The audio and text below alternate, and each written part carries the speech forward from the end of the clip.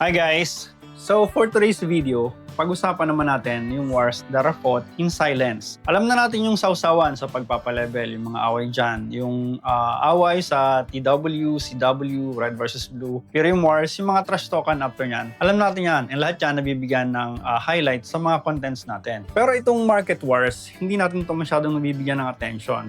So ito, ang reklamo ni player dito, sabi niya, "Hi Otits, allowed ba sa inyo yung ganitong behavior?" Ang ginagawa ni player is tinatakpan niya yung vendor na to. So pinapatungan niya yung pwesto para hindi mo maklik, hindi ka makakabili. Now, kinausap ko naman itong isa, ang sabi naman niya is pina-price war naman daw siya nitong player na to. Kumbaga, set siya ng price, bababaan niya ng konti yung presyo ng kanya para sa kanya bumili. So kinausap ko sila pareho, sabi ko, wag sila mag-price war kasi pag nag-price war sila, everybody lose. Bababa yung yung kita mo, sayang yung pagod, operational expenses, kuryente, pagod mo. So dapat talaga, ako nagba-buy and sell ka, kumita ka. So yun, gusto mong sumali sa mga price war, ito, buy and sell. Bili ka ng EP, benta mo, kita ako.